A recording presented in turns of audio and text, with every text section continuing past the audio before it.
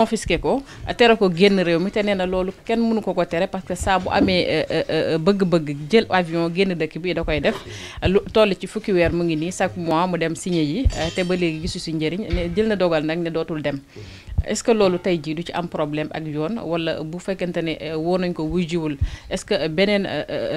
mois de mars du amaat Sénégal. yoon moo war a tontu yoon moo war a tontu à travers seen KS TV. yoon na tontu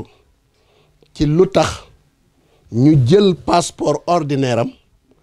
et lu tax ñu bàyyee ko passeport diplomate am te nga xamante ni Ousmane Sonko du tukkee passeport ordinaire passeport diplomate bi parce que bu jógee du ñaan visa day dem dagg billet lu tax yoon bàyyee ko passeport diplomate bi ba pare yoon renouveler ko ci 2 mois yi su ma juumu ci biir waxam maa ngi koy suivre ci 4 mois donc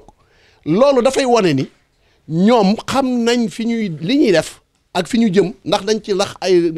ndëgg sërëx wala dañ ci rax ay tappale wala dañ ci rax ngir galgal président Ousmane Sonko loolu nag bu ko xamee ba xam ko na bàyyi ñëpp di coow rek téye nañ ko du dem du génn réew mi mais li mu tontu démb leer na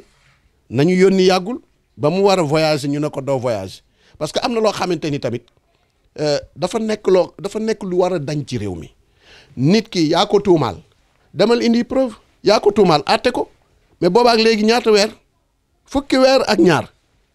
fukki weer nga téye ci nit ki ne ko doof ki génn doo dem booy dem da ngay ñëw tàgguma da ngay ñëw signé fan la tegu loolu loi boobu d'accord naa mu am parce que am na ñoo xamante ni war nañ leen a sàmmee noonu mais boo demee ba xam ni mënuloo àtte nit ki ci dans les brefs délais waruloo ko téye di ko téye fukki weer ak ñaar wala fukki weer pour mu bañ a tukki te xamuloo tukki boobu lu mu ko mën a indil. dara lalu ko lu dul politique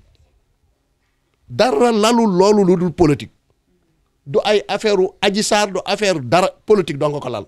tey ji Ousmane Sonko yaakaar nga ne buñ ko teree mu dem war na mën a juraat coow wala yoon teg ay daan ci ndoddam. xam nga ñun sénégalais yi ñu ngi suivre am na lu ñu xamul woon xamuñu ne woon sax Ousmane Sonko mu ngi di garder passeport diplomate am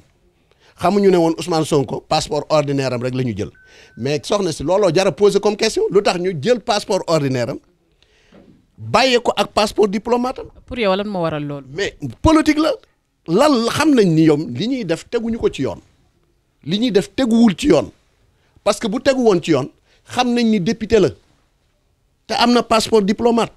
bu teguwul ci yoon xam nañ ni am na passeport boo xamante ni passeport ordinaire la kon loo jëlee passeport ordinaire boo xamante ni voyagé wu ci di dem ci passeport nu ñu ko tuddee te bàyyi ko passeport diplomate xel du jariñ lu dul xalaat seen tappale yii nañ ko teg ci suuf te gis nga nañu teg seen tappale yi ci suuf alerte nañ leen de jamais 2 nag sans 3 mois de mars wax nañ leen li xew élection yi woon jaar fi wañ nañ leen li xew kuy taxaw naan ay élection yi way 80% maa ko gagné yaa ngi ngañam yi sa biir gémmiñ te sàq mi woo sax si ngoom da ngay sonal sa bopp bu ñu la dóoree Ndakaaru dóor la Thiès dóor la Kaolack dóor la Ziguinchor nga ñëw Touba ñu wan la ne la ki nga fi teg neexuñu mais sama waay lu fa des lan moo des ci Sénégal Thiès Dakar rek électorat bi romb na 25%. ñu mbëkk la fi lu tolloog 39000 voix mais su ma doon moom damay xaru parce que président bu nar a toog ci réew ba wàcc ci réew mi te gagné woo capital bi moom mooy première personne Abdoulaye Wade gagné woon na fi capital ba jox ko Papa Diop Abdou Diouf de même Senghor de même mais moom mooy premier président bi fiy toog mandaam ba mu jeex